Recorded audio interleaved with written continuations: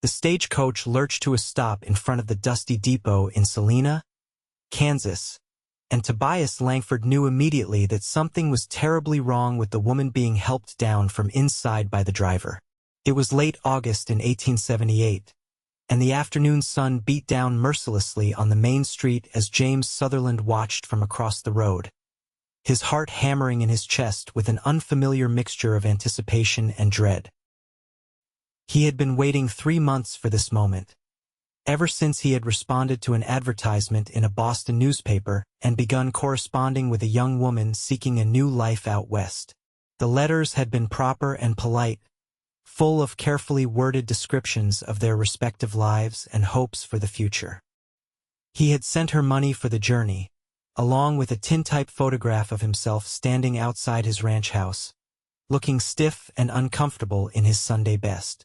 She had sent him a delicate sketch of herself, along with words that had seemed both intelligent and kind. Now she was here, and she looked absolutely miserable. James crossed the street quickly, his boots kicking up small clouds of dust with each stride. He was a tall man of 26, lean and weathered from years of working cattle under the Kansas sun, with dark hair that tended to fall across his forehead no matter how many times he pushed it back. His hands were calloused, his face tanned, and his blue eyes held a certain steadiness that came from a man who knew how to face whatever life threw at him with quiet determination. The woman being assisted by the driver was younger than he had expected, perhaps 22 or 23, with auburn hair that had come loose from its pins during the journey and hung in limp tendrils around her pale face. Her traveling dress was rumpled and stained, and she swayed on her feet as though the ground itself was still moving beneath her. Her green eyes were glassy with exhaustion and illness, and even from several feet away, James could see her trembling. "Miss Langford?" he asked, removing his hat and holding it against his chest. "I am James Sutherland." Tobias tried to focus on the man before her, tried to summon the composure and grace that had been drilled into her since childhood by her strict Boston family. But the world would not stop spinning, and her stomach lurched with the same relentless nausea that had plagued her for nearly every mile of the journey from Massachusetts. First had come the train, swaying and rocking through the endless landscape, and then the even worse torture of the stagecoach, bouncing over rutted roads until she thought she might die from the motion alone. "Mr. Sutherland," she managed, her voice barely above a whisper, "I apologize for my condition. The journey was rather difficult." James saw her knees begin to buckle and moved forward instinctively, catching her elbow just as she started to fall. She was light in his grasp, far too light, and he could feel the tremors running through her body. Up close, he could see the dark circles under her eyes and the unhealthy pallor of her skin. This was not how he had imagined their first meeting, not at all. "Easy now," he said gently, supporting her weight as best he could without being improper. "Let me get you somewhere you can sit down." The stagecoach driver, a grizzled man named Pete who had been running this route for 15 years, shook his head sympathetically as he began unloading Tobias's trunk from the back of the coach. "She has been sick as a dog since we picked her up in Abilene," he said bluntly. "Could not keep anything down, and the roads did not do her any favors. Never seen anyone suffer from the motion quite so bad." Tobias wanted to protest, to insist that she was fine and could manage on her own. But another wave of dizziness swept over her, and she found herself leaning more heavily against James than propriety would normally allow. She had come all this way to marry this man, had left everything she knew behind in Boston after her father died and left the family in financial ruin. Her older brother had made it clear that he could not support both his own new wife and his sister, and marriage to a Western rancher had seemed like the only viable option. She had not expected to arrive looking like a half-drowned cat, barely able to stand on her own 2 feet. "The hotel is just down the street," James said, making a quick decision. "Can you walk that far, or should I carry you?" "I can walk," Tobias insisted, though her legs felt like water beneath her. "Please, I just need a moment." James kept his hand firmly on her elbow as they made their slow way down the wooden sidewalk toward the Selina Hotel, with Pete following behind with her trunk balanced on one shoulder. The few townspeople out in the afternoon heat stopped to stare, and James could already imagine the gossip that would be flying through the small community by evening. He had told several people about his mail-order bride, had even bought a new dress from the general store to give her as a wedding gift, but he had certainly not expected her to arrive in such a state. The hotel was a modest 2-story building with a small lobby that offered blessed relief from the sun. Mrs. Henderson, the proprietor, looked up from her desk with interest that quickly turned to concern when she saw Tobias. "Good heavens!" she exclaimed, hurrying around the desk. "What happened to the poor girl?" "Seasickness, more or less," James explained, though they were hundreds of miles from any sea. "From the journey. She needs a room to rest in." Mrs. Henderson was a practical woman in her 50s who had raised 6 children and knew suffering when she saw it. "Room 5, top of the stairs and to the left. It is the quietest one we have. I will bring up some cool water and clean towels." James hesitated, looking down at Tobias, who seemed to be using every ounce of her remaining strength just to stay upright. "Miss Langford, I know we had planned to be married tomorrow, but perhaps we should wait. You need time to recover." Tobias forced herself to meet his eyes, these blue eyes that belonged to the stranger she had agreed to marry. "I do not want to cause trouble," she said weakly. "We had an agreement." "The agreement can wait a week," James said firmly. "Or longer if you need it. There is no sense in trying to have a wedding when you can barely stand. Rest and get your strength back. The wedding can wait." Something in his tone, gentle but decisive, made Tobias want to weep with relief. She had been so afraid that he would be angry, that he would see her illness as a sign of weakness or a breach of their arrangement. "You are very kind," she whispered. "I am practical," James corrected, though his voice was not unkind. "Now let us get you upstairs before you collapse in the middle of the lobby." With Mrs. Henderson leading the way and James supporting most of Tobias's weight, they made their way up the narrow staircase to the 2nd floor. Room 5 was small but clean, with a single bed covered in a faded quilt, a washstand with a porcelain basin, and a window that looked out over the main street. Mrs. Henderson immediately opened the window to let in what little breeze there was, then turned down the bed covers. "Get her lying down," she instructed James. "I will be right back with that water." James helped Tobias to the bed, carefully averting his eyes as she sank down onto the mattress with a small sound of relief. She closed her eyes immediately, her face still pale and drawn.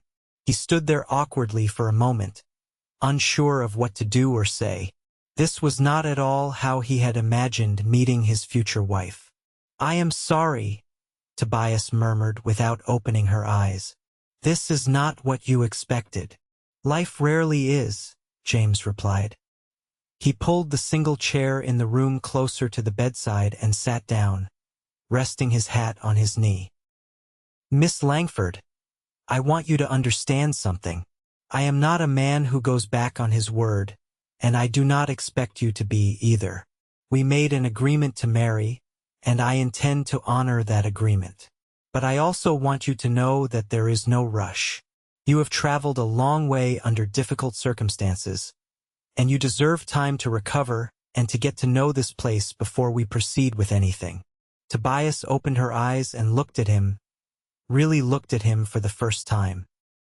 He had kind eyes, she realized, and there was something solid and dependable in the way he sat there, patient and calm.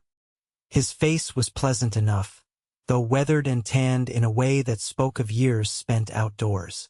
His hands, resting on his hat, were large and rough, the hands of a working man. "You are not angry?" she asked. "Why would I be angry? You did not choose to be sick. The journey is hard on everyone, and some people fare worse than others. He paused, then added, "My own mother used to say that the measure of a person is not how they look when everything is perfect, but how they conduct themselves when things go wrong. You got on that stage even though you were sick, and you kept going all the way here. That takes courage."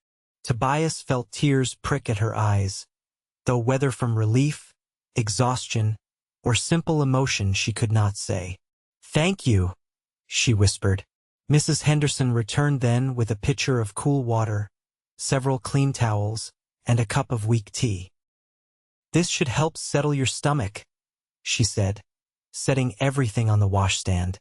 "I will also bring up some broth later, once you have rested.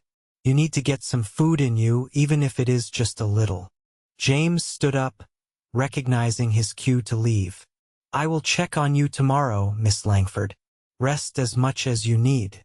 The ranch is about 5 miles outside of town, so I will be staying at the boarding house on 2nd Street if you need anything. Mrs. Henderson knows how to reach me."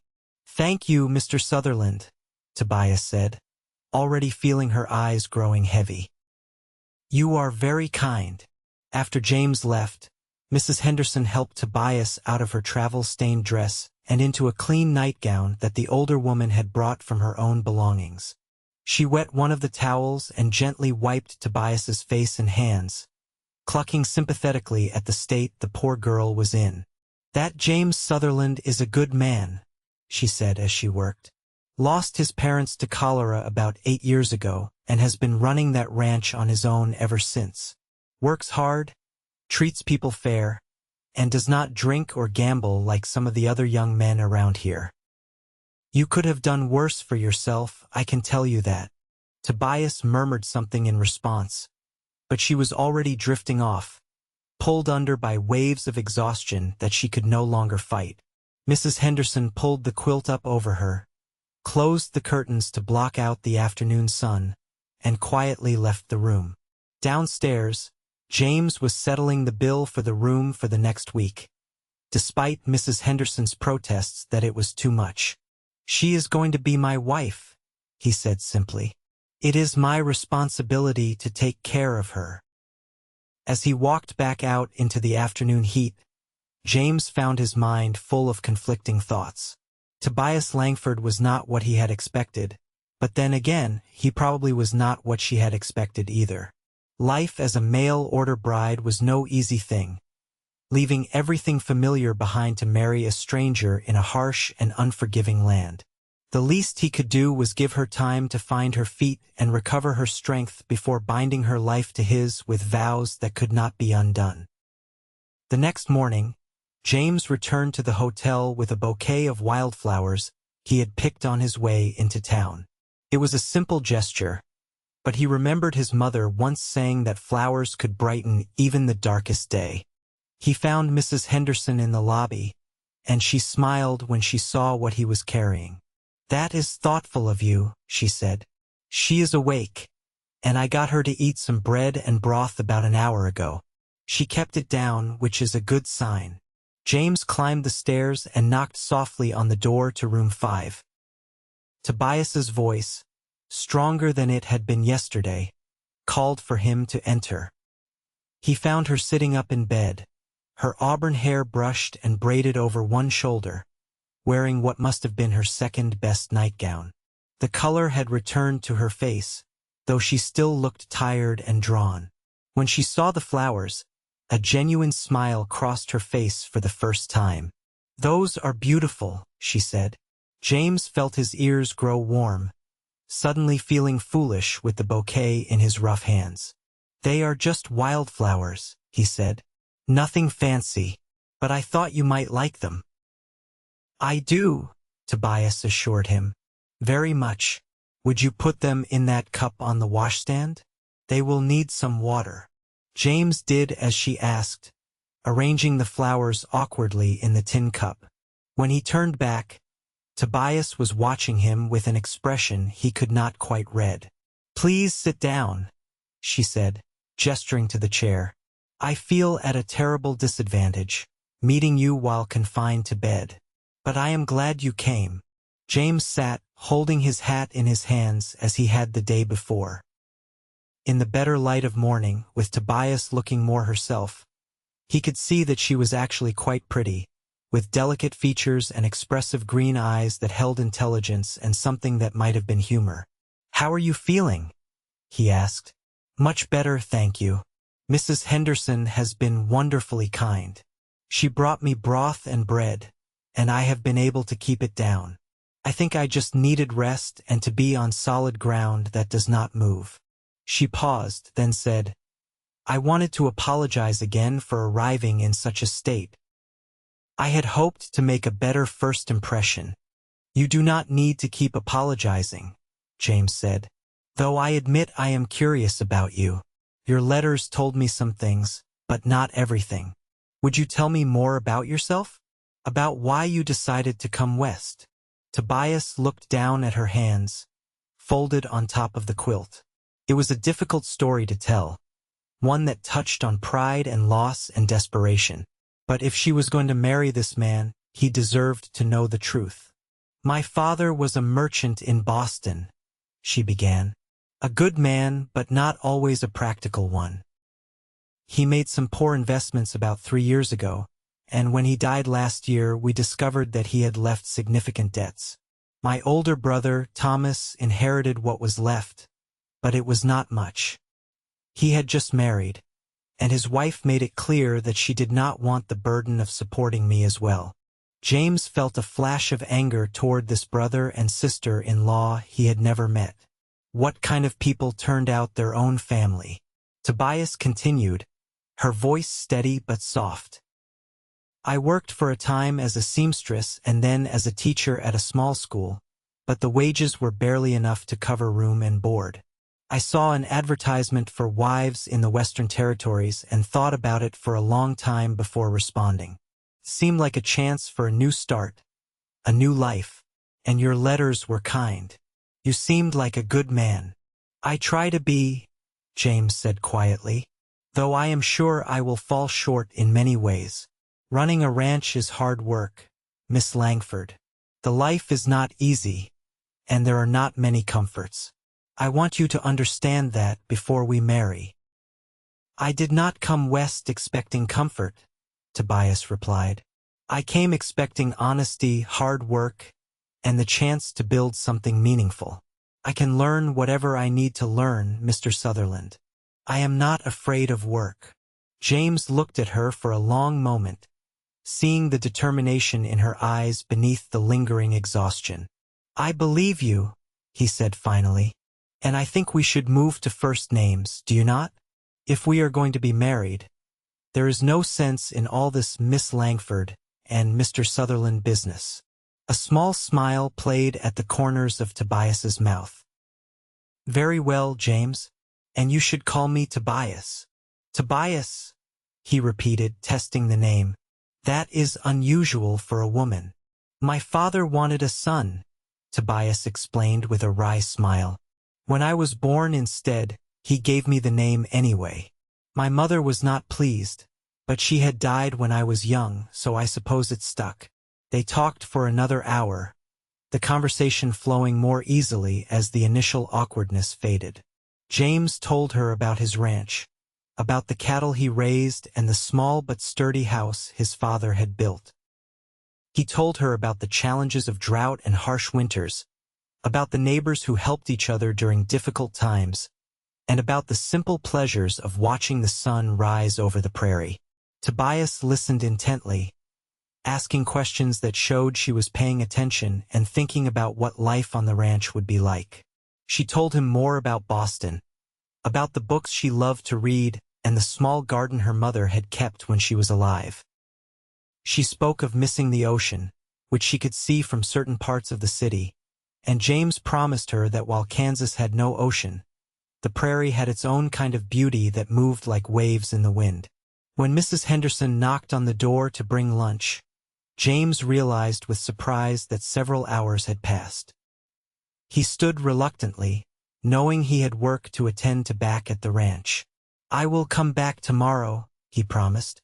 "Is there anything you need? Anything I can bring you?" Tobias thought for a moment, then said, Would you have a book I could borrow? I am not used to sitting idle, and I think I will go mad with boredom if I have nothing to occupy my mind. James smiled. I have a few books at the ranch. I will bring you one tomorrow. Any preferences? Anything will do, Tobias said. I am not particular. As James rode back to his ranch that afternoon, he found himself thinking about the woman waiting in that hotel room. She was not what he had expected, but then again, very little in life turned out exactly as expected. There was something about her, though, something in the way she spoke and carried herself despite her illness, that made him think this might actually work out. He had married her sight unseen through letters and arrangement, but perhaps, given time, they could build something real. The ranch house was quiet and empty when he arrived, as it had been for the past 8 years since his parents died. It was a solid structure, built to withstand the Kansas weather, with 2 bedrooms, a main room that served as kitchen and living area, and a small porch that faced east toward the sunrise.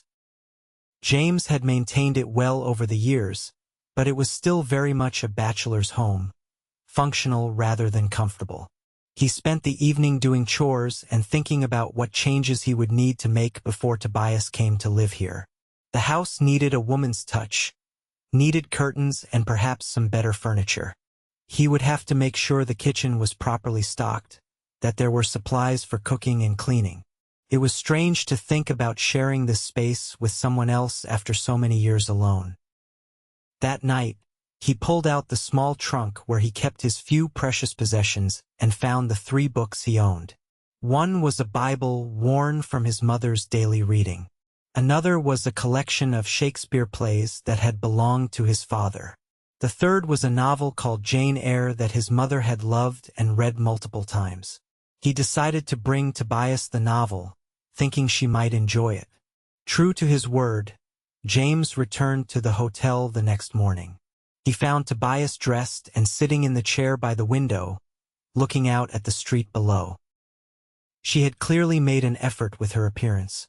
Her hair neatly pinned up and her dress, though simple, clean and pressed. She looked much better than she had 2 days ago, though still thinner and more fragile than she probably should have been. You are out of bed, he observed with approval. I could not stay lying down forever, Tobias said. And I wanted to see more of the town, even if it is just through a window for now. James handed her the book. My mother loved this one. I hope you will enjoy it as well. Tobias took the book carefully, running her fingers over the worn cover. Jane Eyre. I have wanted to read this for years but never had the chance. Thank you, James. They fell into a comfortable routine over the next several days.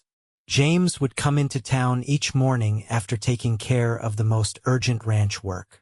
Sometimes he would bring Tobias breakfast from the small restaurant on Main Street, knowing that Mrs. Henderson, kind as she was, could not be expected to wait on her guest hand and foot indefinitely. They would talk for hours, gradually learning more about each other and building the foundation of understanding that a marriage needed. Tobias told him about her education, about the books she had read and the subjects she had studied. She had been fortunate enough to attend a female academy in Boston, where she had learned literature, mathematics, history, and even some science. James, whose own education had been limited to a few years at a small country school before his parents needed him to work full-time on the ranch, was fascinated by her knowledge and the way she could explain complex ideas in ways that made sense. In turn, James told her about ranching, about reading the weather and understanding cattle and horses. He told her about the neighboring ranchers, about old Tom Webster who had a spread to the north and young Michael Crawford who was trying to make a go of it to the south. He told her about the seasonal rhythms of ranch life, the spring calving and summer roundups, the preparation for harsh winters and the constant vigilance against drought. By the 4th day, Tobias was well enough to take a short walk, and James offered to escort her around the town. Salina was not large, but it was a real community with a general store, a bank, a church, the hotel, a restaurant, a blacksmith, and a handful of other businesses clustered along Main Street. Beyond that were scattered houses and then the open prairie stretching in all directions. James introduced Tobias to the people they met, and she could see the curiosity in their eyes as they assessed her. She was the mail-order bride, the Eastern woman who had come to marry the Sutherland boy. Some of the townspeople were openly friendly, like Mr. Patterson at the general store who insisted on giving her a peppermint stick for courage. Others were more reserved, clearly waiting to see if she would stick it out or run back east at the first sign of hardship. The church caught Tobias's attention, a simple white building with a small steeple. "Is that where we will be married?" she asked. "If you would like," James said. "Reverend Mitchell is a good man. He knew my parents."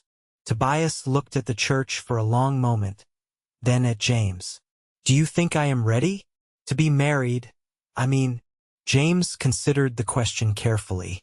"I think you are stronger than you were when you arrived. But I meant what I said about not rushing. We can wait as long as you need." "I do not want to be a burden," Tobias said quietly. "You have already spent so much money on the hotel room, and I know you have work to attend to at the ranch. I am keeping you from it."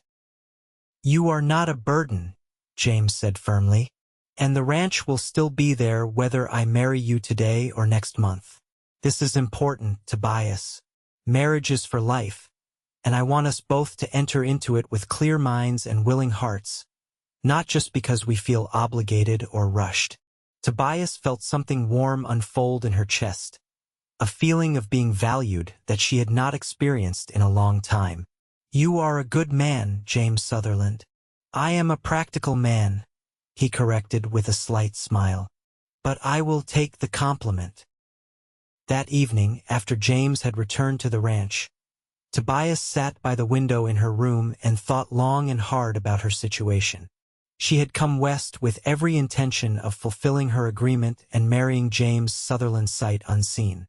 She had been prepared to be a dutiful wife to whatever man had answered her letter, to make the best of whatever circumstances she found herself in. But James had surprised her. He was not refined or educated in the way Boston gentlemen were, but he was thoughtful and kind in ways that mattered more. He had put her needs before his own convenience, had given her time and space to recover without complaint or resentment. He spoke to her as though her opinions mattered, as though she was a person of value rather than just a piece of property he had acquired. She found herself actually looking forward to seeing him each day, to their long conversations and the easy way they had begun to relate to each other. Was this what falling in love felt like? She was not sure, but she knew that she liked him, respected him, and could imagine building a life with him. That seemed like a good foundation to start with. By the end of the week, Tobias felt almost back to her normal self. She had gained back some of the weight she had lost during the journey, and her color had returned. She no longer felt dizzy or nauseous, and her energy had returned. When James arrived that morning, she was waiting for him with a decision made. "I would like to be married soon," she told him directly. "If you are still willing." James set down the bag of fresh bread rolls he had brought and looked at her carefully. "Are you sure? There is no rush." "I am sure," Tobias said. "You have been more than generous in giving me time to recover, but I feel ready now, and I want to start our life together properly. I want to see your ranch, to learn what needs to be learned, to begin being your partner rather than your obligation." Something shifted in James's expression, a softening around his eyes. "You were never an obligation, Tobias, but if you are truly ready, then yes, I am willing. I would be honored to marry you." They went together to speak with Reverend Mitchell that afternoon. He was a kindly man in his 60s with white hair and gentle eyes, who listened to their story with patient attention. "It is unusual to marry someone you have known only a week," he observed. "But then, these are unusual times, and mail-order marriages are not uncommon out here. The question I must ask you both is this. Are you entering into this union freely, and with the intention of honoring the vows you will make. I am, James said without hesitation. Tobias thought of everything that had brought her to this moment, all the losses and fears and desperate hopes. She thought of James's kindness, his patience, and the way he had treated her with respect and dignity even when she had arrived sick and helpless. I am, she said clearly. Then I will marry you, Reverend Mitchell said. When would you like the ceremony? James looked at Tobias, letting her decide. Tomorrow, she suggested, if that is not too soon. Tomorrow is Sunday, the Reverend said. We could do it after the regular service, if you like. That way the whole community can attend and be witnesses to your union. And so it was decided. The next day, August 25, 1878, Tobias Langford and James Sutherland would be married in the small white church in Salina, Kansas, with the community looking on. That evening, after making all the arrangements, James walked Tobias back to the hotel. They stood outside in the twilight, the air finally cooling after the heat of the day. Tobias looked up at the sky, which was turning shades of gold and pink as the sun set over the prairie. Are you nervous? James asked. A little, Tobias admitted, but not about marrying you. More about whether I will be able to manage ranch life, whether I will be the kind of wife you need. James reached out and gently took her hand, the first time he had touched her beyond helping her walk when she was sick. His hand was warm and rough, completely engulfing her smaller, softer one. I do not need a perfect wife, he said quietly. I just need a partner, someone who will work alongside me, who will be honest with me, who will try her best even when things are difficult. I think you are that person, Tobias. I think we can make a good life together. Tobias squeezed his hand, feeling tears prick at her eyes for reasons that had nothing to do with sadness. I think so too, James. The next morning dawned clear and beautiful, with a light breeze that provided relief from the usual August heat. Tobias woke early, her stomach fluttering with nerves. Mrs. Henderson came to her room with a breakfast tray and stayed to help her dress and arrange her hair. You are a lucky woman, the older woman said as she pinned Tobias's hair into an elegant twist. James Sutherland is one of the good ones. Treat him well, and he will treat you well in return. I intend to, Tobias said. She wore her best dress, a simple but elegant gown in deep blue that brought out the color of her eyes. It was not a traditional white wedding dress, but it was the nicest thing she owned. Around her neck she wore her mother's locket, the only piece of jewelry she had kept after her father's debts were settled. The church was already filling with people when Tobias and Mrs. Henderson arrived. It seemed that the entire town had turned out to witness the wedding, curious to see the mail-order bride marry one of their own. Tobias felt the weight of their stares but kept her head high and her expression calm. James was waiting at the front of the church with Reverend Mitchell. He wore a suit that Tobias had not seen before, clearly saved for special occasions, and his hair was neatly combed back. When he saw her walking down the aisle, his face broke into a smile that made him look younger and less careworn than usual. The ceremony was simple and traditional. They stood before Reverend Mitchell and the gathered community and made vows to love, honor, and cherish each other for as long as they both lived. When James slipped a simple gold band onto Tobias's finger, she felt the weight of it like a promise. And when the Reverend pronounced them husband and wife and James leaned down to kiss her for the first time, it was gentle and sweet and full of hope for the future. The community threw them a modest wedding celebration in the church hall, with food that the local women had prepared and music from Old Joe's fiddle. Tobias met dozens of people whose names she tried desperately to remember, accepting their well wishes and their cautious welcomes. Some were genuinely friendly, like the Websters from the neighboring ranch who insisted that Tobias must come visit soon. Others were more reserved, clearly waiting to see if the city woman would last through her first Kansas winter. As the afternoon wore on, James finally said, "We should be heading to the ranch. It is a 5-mile ride, and I want to get there before dark." Tobias said her goodbyes to Mrs. Henderson, who had been so kind to her, and to the other women who had welcomed her. Then she climbed up onto the wagon seat next to James, her trunk secured in the back along with various supplies James had purchased in town. As they drove out of Salina, heading west across the open prairie, Tobias felt a mixture of excitement and apprehension. This was it, the beginning of her new life. The landscape was so different from Boston, so open and vast that it almost hurt to look at. The sky seemed to go on forever, and the only sound was the wind through the grass and the creak of the wagon wheels. "It is beautiful," she said softly, "in a way I did not expect." James glanced at her, pleased. "I think so too. Some people find it too empty, too lonely.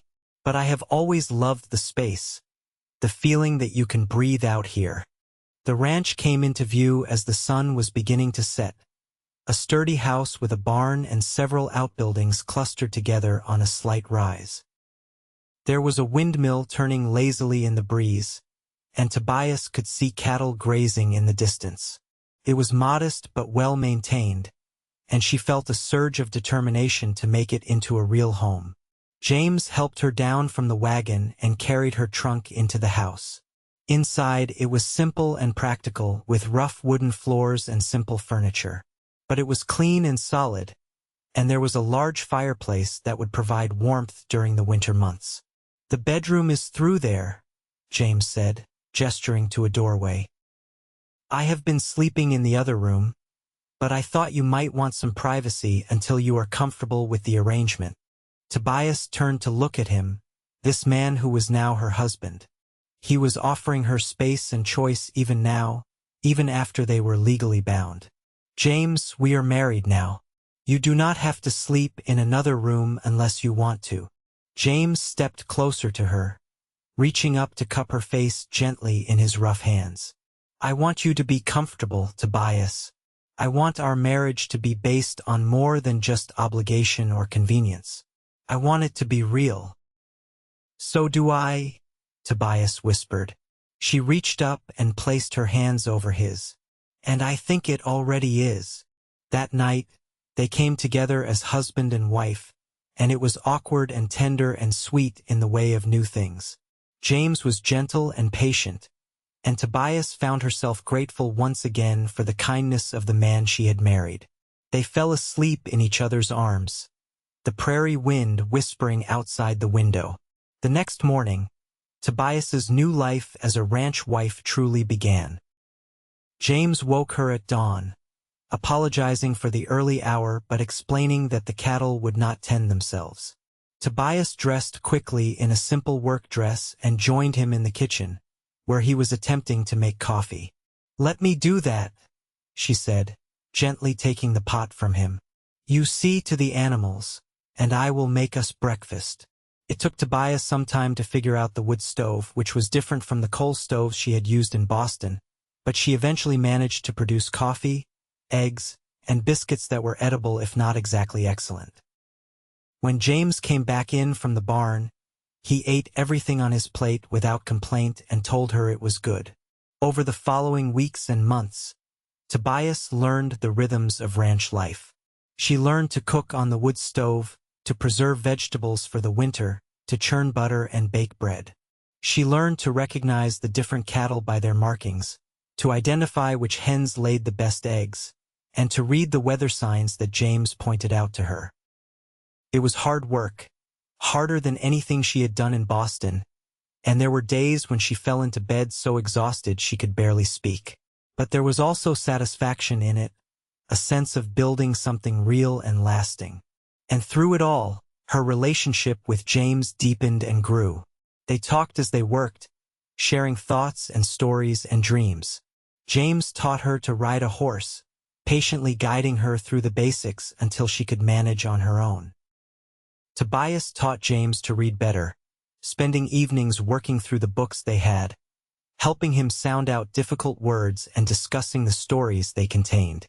The first time James told her he loved her was on a cool September evening as they sat on the porch watching the sunset.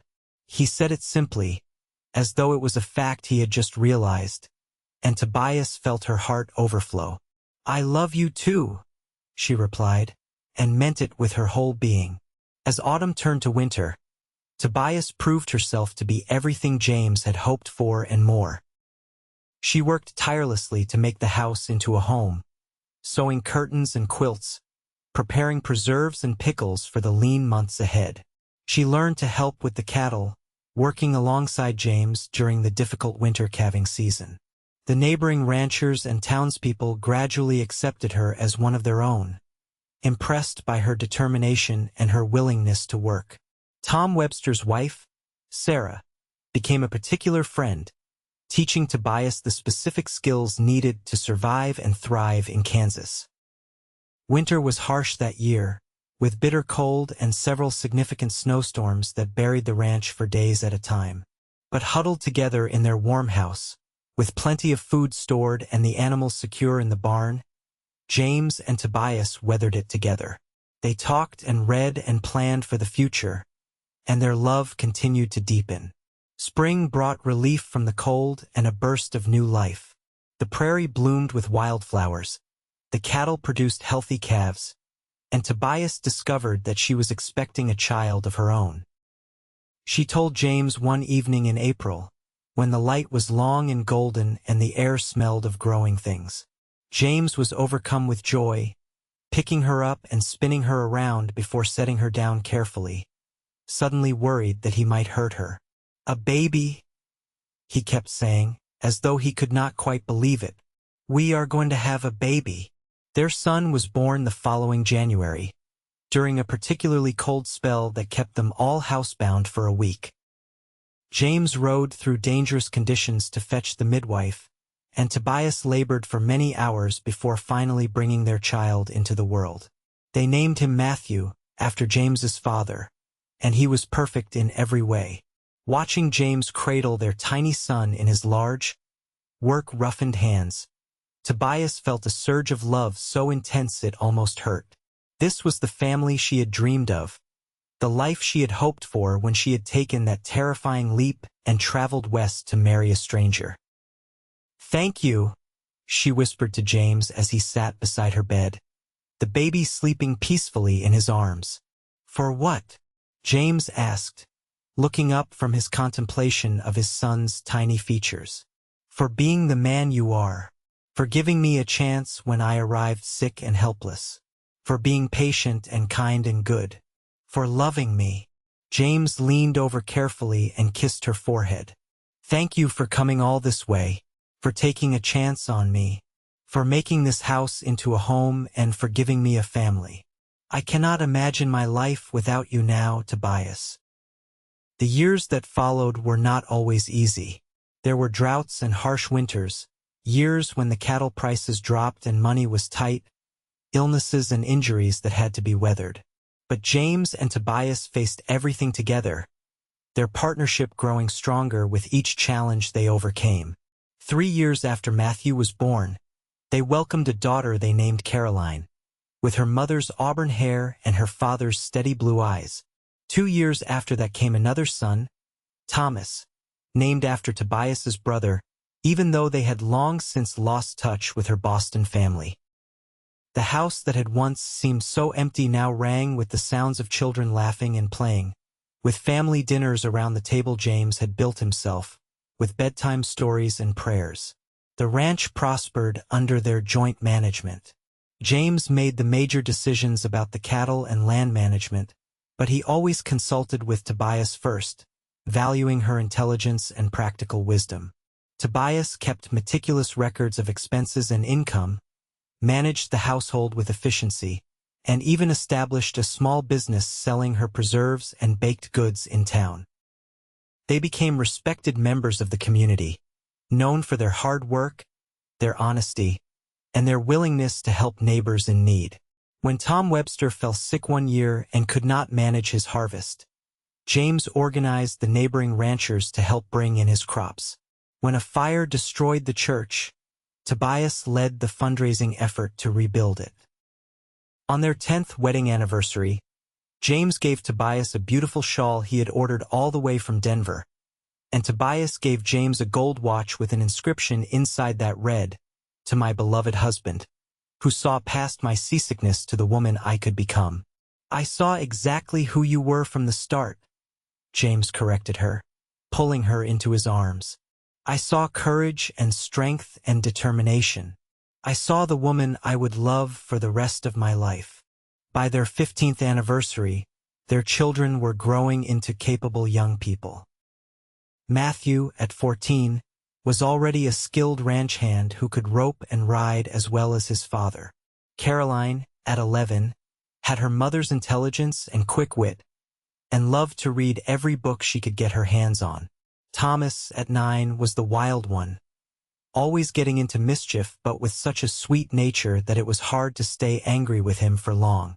Tobias sometimes thought back to that terrified young woman who had stepped off the stagecoach in Salina so many years ago, sick and weak and unsure of her future. She could hardly recognize herself in that frightened girl. She had become strong through years of hard work, confident through James's unwavering faith in her, and deeply happy through the love they had built together.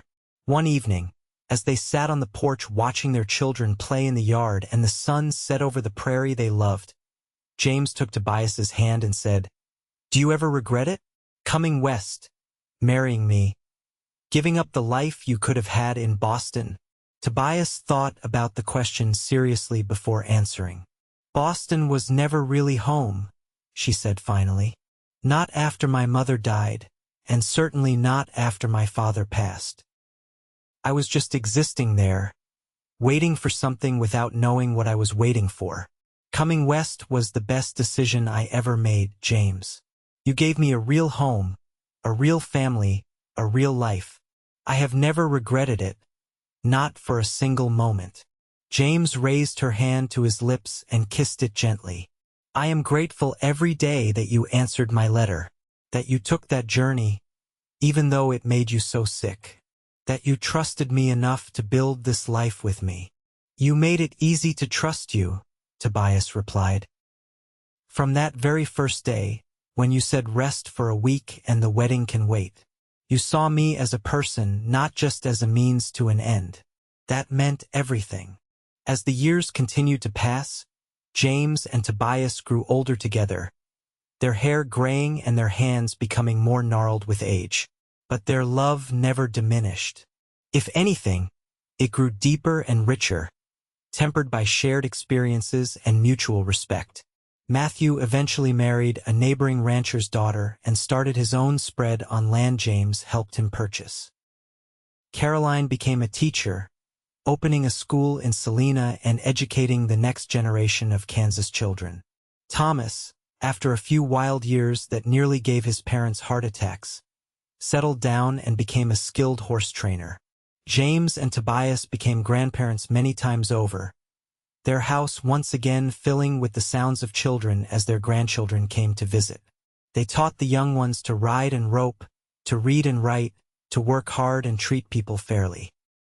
On a warm summer evening in 1903, 25 years after that fateful day when Tobias had arrived in Salina looking like death warmed over, James and Tobias sat together on their porch as they had done countless times before. They were in their 50s now, still working the ranch though with more help from their children and hired hands. "Do you remember the day we met?" Tobias asked, leaning her head against James's shoulder. "I remember thinking you were going to die right there in the street," James said with a chuckle. "You looked terrible." "I felt terrible," Tobias confirmed. "But you were so kind. You did not have to be, you know. You could have insisted we marry right away, could have been angry that I had arrived in such poor condition. But you gave me time and space to recover. You treated me like a person who mattered." "You did matter," James said simply. "You still do. You always will." They sat in comfortable silence for a while, watching the sunset paint the sky in shades of gold and pink and purple. The prairie stretched out before them, the same endless expanse that had greeted Tobias when she first arrived all those years ago. But now it was home, as familiar and beloved as James himself. "I would do it all again," Tobias said softly. "Every mile of that horrible journey, every moment of sickness, every challenge we have faced. I would do it all again in a heartbeat if it meant ending up here with you." James pulled her closer, kissing the top of her head. "As would I, my love, as would I." The years continued their steady march, bringing both joys and sorrows. James's health began to decline in his early 60s, the hard years of ranch work taking their toll on his body. But he remained active as long as he could, still rising early to check on the cattle, still taking joy in the land he loved. Tobias cared for him with the same dedication she had brought to everything else in their life together. When he could no longer ride, she would drive him out in the wagon so he could still see the ranch. When his joints ached too much to work, she would read to him in the evenings as they had done when they were first married. James Sutherland passed away peacefully in his sleep on a spring morning in 1915, with Tobias holding his hand and their children gathered around. He was 63 years old and had lived a good, full life. His last words to Tobias were, "Thank you for saying yes all those years ago. You made my life worth living." Tobias grieved deeply for the man who had been her partner, her love, her best friend for 37 years. But she did not break. She was stronger than that young woman who had arrived seasick and frightened in Salina so long ago. James had helped make her strong, had believed in her until she believed in herself. She lived for another 15 years after James passed, remaining active in the community and spending time with her children and grandchildren. She told them stories about their grandfather, about the early days of the ranch, about the love that had grown from a simple arrangement between strangers. When Tobias Langford Sutherland passed away peacefully in her sleep at the age of 72, she was buried next to James on a hill overlooking the ranch they had built together. Their headstone read simply, "James and Tobias Sutherland, partners in life and love. May they rest together as they lived together." Their children and grandchildren continued to work the ranch for many years after, and the story of how James and Tobias met became a family legend passed down through generations. It was a story of kindness and patience, of taking chances and building something real from the most unlikely beginnings. It was a story of a mail-order bride who arrived seasick from her journey and a cowboy who said rest for a week. The wedding can wait.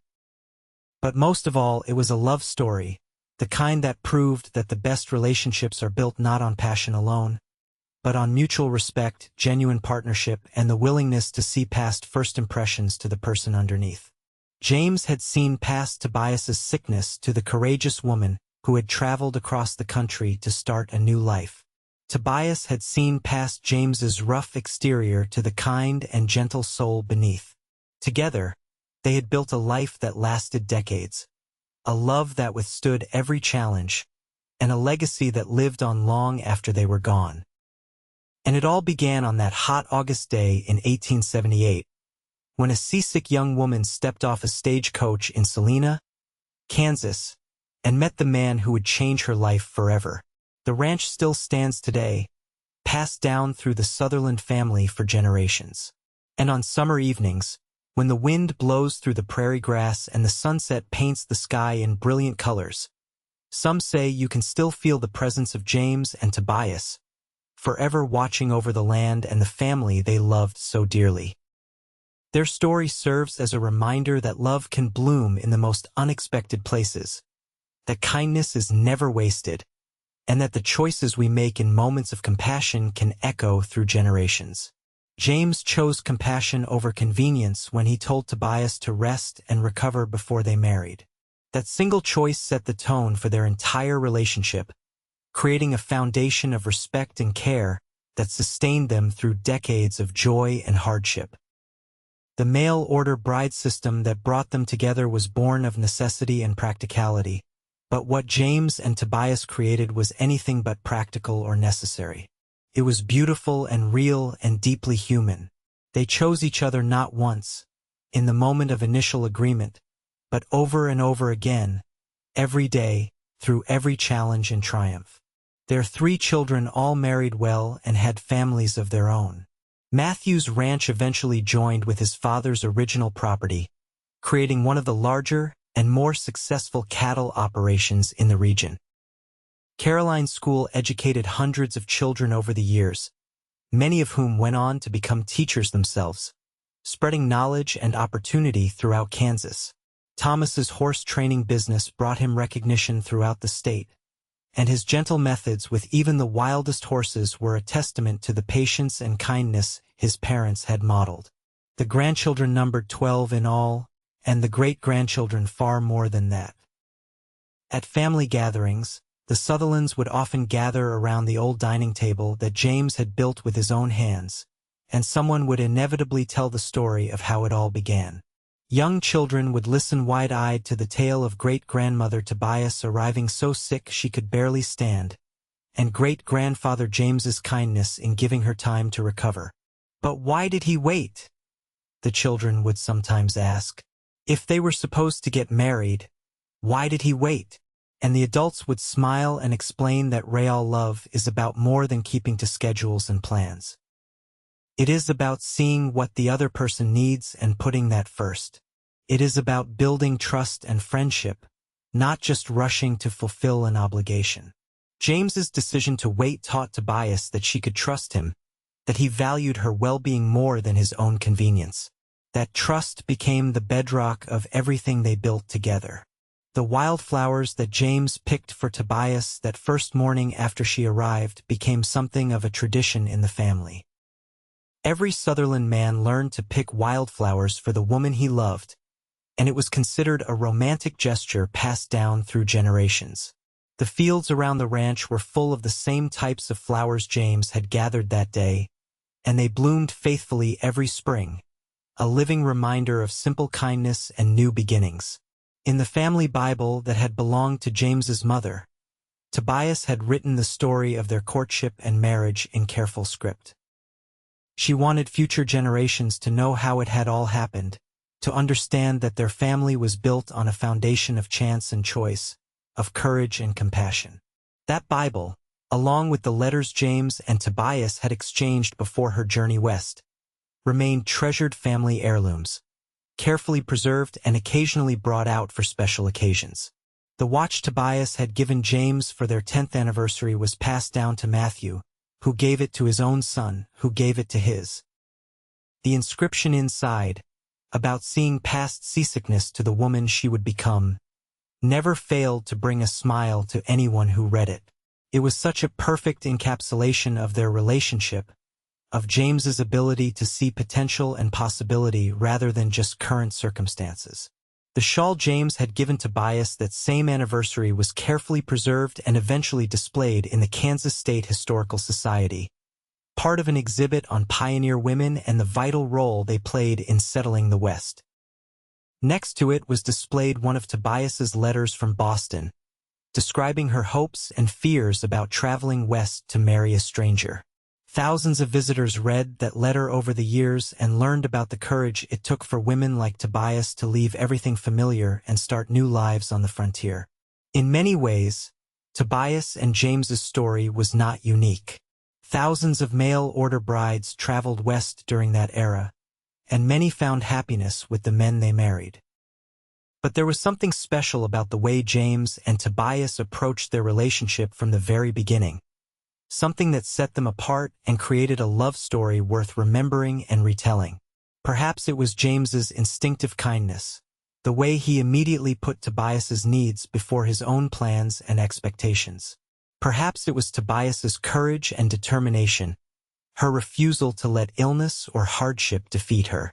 Perhaps it was simply the fact that they were both fundamentally good people who recognized that same goodness in each other. Whatever the reason, their marriage became a model for their children and grandchildren, a standard against which other relationships were measured. When young people in the family faced difficulties in their marriages, the older generation would tell them to remember James and Tobias, to remember that the best relationships are built on patience, kindness, and the willingness to work together through whatever challenges arise. The ranch house that James built and Tobias transformed into a home underwent many renovations and expansions over the years, but the core structure remained the same. The bedroom where James and Tobias had slept for 37 years, where their children had been born, where they had talked and dreamed and loved, was preserved as much as possible. Later generations who slept in that room often spoke of feeling a sense of peace there, as though the love that had filled it for so many years had soaked into the very walls. The porch where James and Tobias had spent countless evenings watching the sunset became a gathering place for the family. New generations sat in rocking chairs and watched the same sunset over the same prairie, perhaps discussing different problems and facing different challenges, but connected to their ancestors through the simple act of watching the day end from that familiar vantage point. In town, the hotel where Tobias had stayed was eventually torn down and replaced with a more modern building. But a small historical marker was placed on the site, noting that it was where James Sutherland had courted his mail-order bride, Tobias Langford, in August of 1878. Local schoolchildren learned about the Sutherlands in their Kansas history classes, studying them as examples of the kind of pioneers who had built their state. The church where they married still stood, though it had been renovated several times.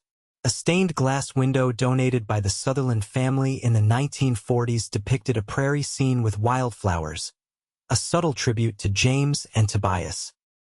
The marriage registry that held their names and the date August 25, 1878, was carefully preserved in the church's archives, one of hundreds of marriages recorded over the decades but somehow special nonetheless.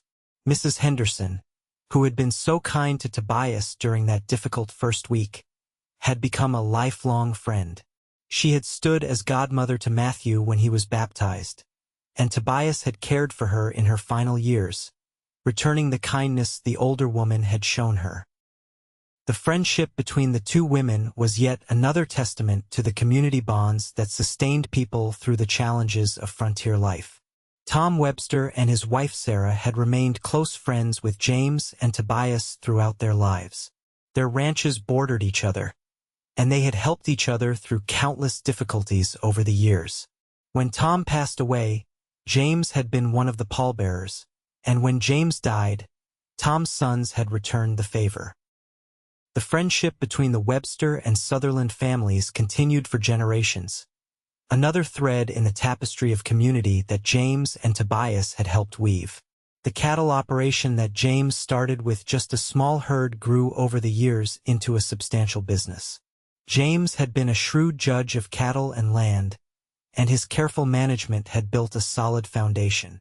Tobias's meticulous record-keeping and careful financial planning had ensured that they weathered the inevitable bad years and made the most of the good ones. Together, they had created something that lasted far beyond their own lifetimes. But the true legacy of James and Tobias Sutherland was not measured in acres or cattle or dollars. It was measured in the family they raised, in the love they shared, in the example they set for treating each other with respect and kindness. It was measured in the way their children loved their own spouses, in the way their grandchildren understood what commitment really meant, in the way future generations understood that true love is built, not found. On the 100th anniversary of their wedding, in 1978, the Sutherland family gathered at the ranch for a massive celebration. Descendants came from all over the country, some of whom had never even met each other. They gathered on the same land where James and Tobias had built their life together, and they told stories and looked at old photographs and marveled at the legacy two people had created. The oldest living descendant, James and Tobias's granddaughter Martha, was 92 that year. She had been born the year before her grandfather died and had spent many hours with her grandmother Tobias, learning the stories and soaking up the wisdom of a woman who had lived a long and purposeful life. At the gathering, Martha stood before the assembled family and said, "I want you all to understand what made our great-grandparents special. It was not that they never fought or disagreed. It was not that life was always easy for them, because it was not.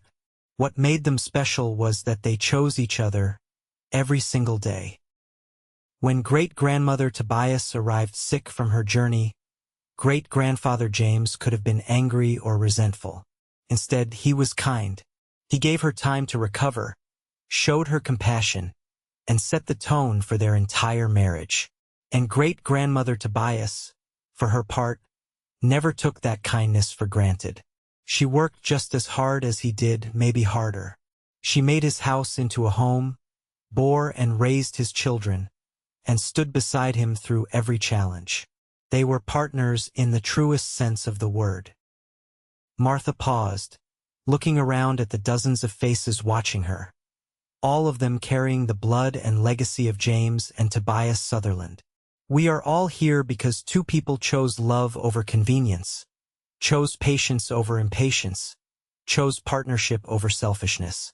We are all here because a young cowboy decided that a wedding could wait while his mail-order bride recovered from her journey.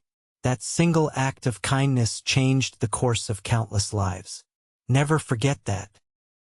The celebration continued long into the evening, with music and dancing and more stories than could be counted.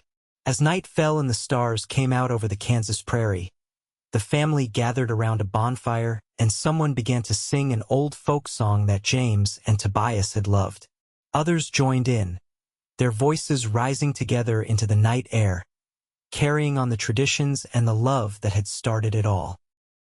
And somewhere, perhaps, the spirits of James and Tobias Sutherland smiled to see what they had created. The love that had multiplied and spread through generations, touching lives they would never know but had shaped nonetheless through the choices they made and the example they set. Their story, which began with sickness and uncertainty, had become a testament to the power of kindness, the importance of patience, and the truth that real love is not about perfect circumstances or ideal timing. It is about seeing the potential in another person, about giving them space to be themselves, about building something together one day at a time. The mail-order bride who arrived seasick from her journey and the cowboy who said the wedding could wait had found something rare and precious in each other.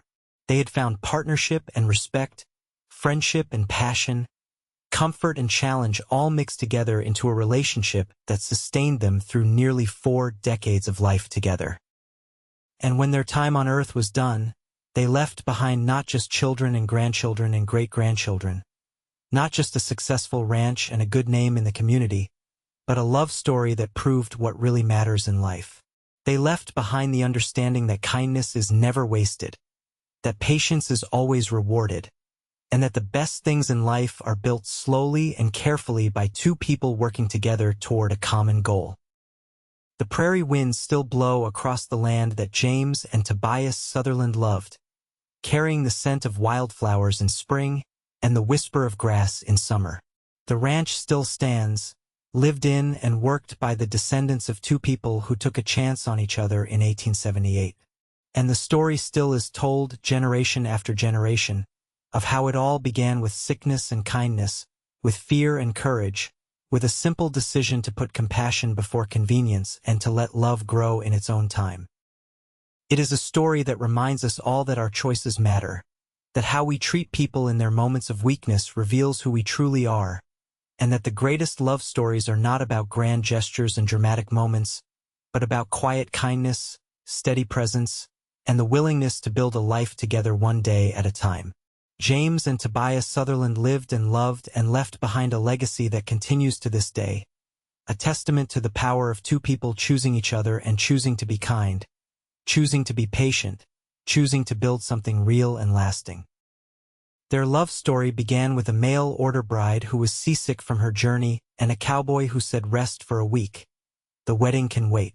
But it grew into something beautiful and true and eternal, something that death could not end and time could not diminish, and that, in the end, is the greatest love story of all.